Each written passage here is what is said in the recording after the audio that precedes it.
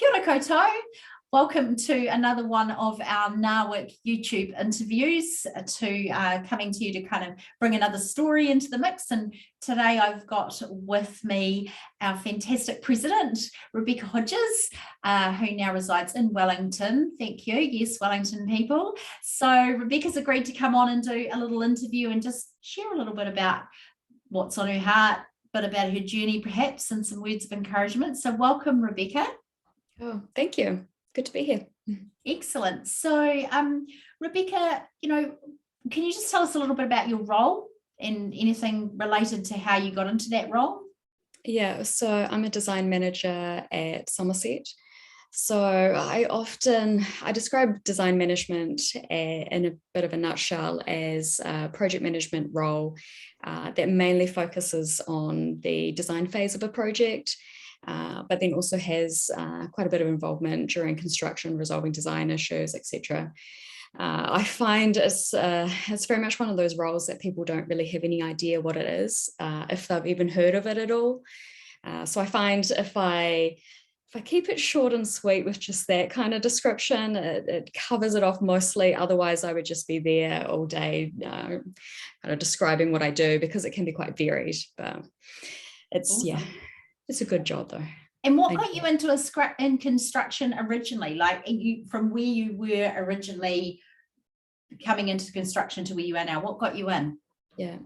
Yeah. So I have a bit of a, slightly winding path to get into construction. So I was very much one of those people, probably like a lot of people, who didn't really know what they wanted to do when they finished high school. So I'm originally from Christchurch, and I went to Canterbury University, and I did a Bachelor of Arts in Classics and Philosophy, which I have absolutely no regrets on, because it was incredibly interesting, and I'm still a giant classics nerd. But I became very much aware during the last year that it wasn't leading me towards a career. So I thought a bit more about what I wanted to do outside of that. And I was always really interested in design. So I decided to do a diploma of interior design. So that kind of got me on that path towards a role in construction. However, I finished my diploma right in the midst of the global financial crisis in 2007, 2008. So it was hard to find a job, particularly as a grad. So I ended up working in manufacturing, pricing work, managing orders, etc.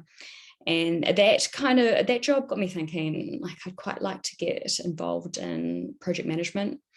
So I started looking at like assistant project manager, junior project manager jobs.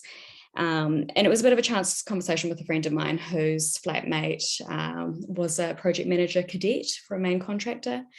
And so he passed on my CV to his friend then passed it on to his boss. And that company got in contact with me and offered me a design management cadetship. And at that point, I'd never heard of design management before. But I accepted, and yeah, the rest is history. So yeah, I don't think I would ever have probably considered construction when I was at school. And I went to an all-girls school, which was very much the only path to success, I suppose, was a university degree, which I definitely do not agree with. So I don't think construction was ever kind of seen as an option beyond like architecture or engineering. Certainly not trades, but I very much hope that has changed. But yeah, construction wasn't something on my radar at that point, but I'm glad I kind of got, I wouldn't say pushed, but kind of guided, I guess, into this industry, because it's awesome. Nice. And so why did you put yourself forward for president? Because that was a decision that you made 2 years ago, maybe? Yeah. So I'm a very ambitious person, and so I have a tendency to just set big goals or put myself forward for things. There's a Richard Branson quote that's along the lines of, if an awesome opportunity presents itself and you're not sure if you can do it, say yes, you can always learn how to do it later, or roughly along those lines. And I'm a big fan of that. I very much aim big, and so the president opportunity was there, and I just thought, like, why not? So I put myself forward for it. And yeah, it stretches me at times. There's Stacey, who, well, you can check out her video actually on this channel. She's the immediate past president and NAWIC founder. Her and I often talk about how we end up doing things that we would never normally do in our everyday lives or in our work within NAWIC, just because of the nature of the organization. And as a result, we grow and we learn, and we, I guess, become kind of braver and bolder, and it's a fantastic space to be in. But yes, it's awesome. It stretches me out. It's good. Yeah, I always say if you step out of your comfort zone gets bigger. So because you say stretch, but I actually use that analogy a lot with people when they're in growth phase. I'm like, you stretch, but they say, once you've stretched to that expanded role, you never shrink back. You've always got that skills. So that's fantastic. And what are your hopes and some of your hopes and dreams for the organization, for NAWIC? Yeah, so this is a good question. So I guess a lot of what we've been doing to date in terms of NAWIC has been, we only think that little bit ahead. So initially my thought was, I really want to see this year's awards ceremony be the biggest, best it's ever been. I want it to be a massive celebration of all our winners on the night. But actually, we've been establishing a new National Council to date. Traditionally, our National Council was dealt with governance and operations, but due to the nature of that kind of arrangement, you end up focusing more on the day-to-day operations stuff, which is very much the kind of headspace that we've been in as an organisation. So doing this work to set up the National Council means we can be more strategic and we can think further ahead. Which has then got me thinking kind of further ahead, like we recently reached 1,000 members. And so I would love to see us, hit 1,500, 2,000, 3,000 beyond that. I also want to see our awards continue to grow. I want to see a greater number of, representation within our organisation. So I would love to see more tradeswomen within our organisation, because in many ways those are the women in our industry who benefit the most from connection, because often, obviously on construction sites, they're often the only women there. Whereas come along to obviously one of our events or join our organisation and you're one of many. So yeah, those are just some of the aims, but I'm sure with the work that we'll be doing with the National Council, there'll be a lot more amazing goals that we set for the future. That's awesome. And that ties into the last question, which I love to ask, which is, what do you see for the future of women in construction?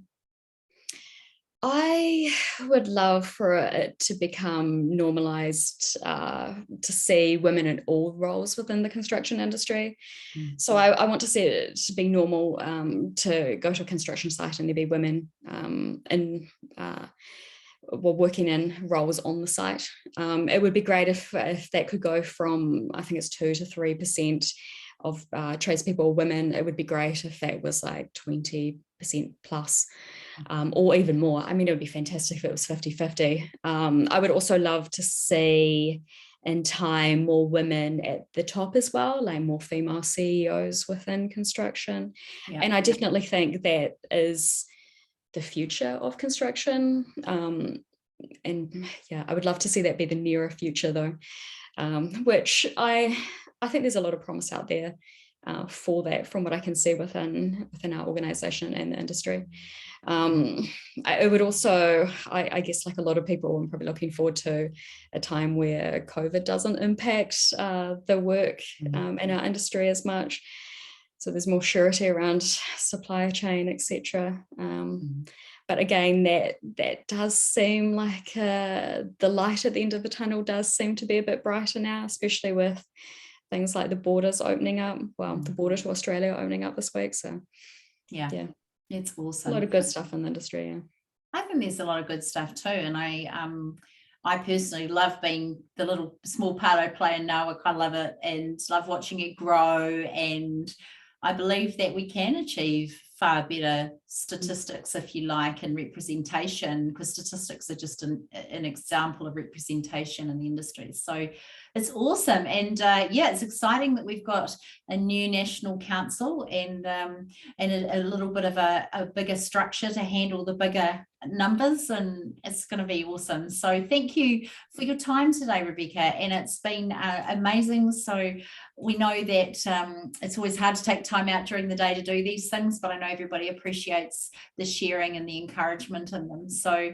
that's all from us today.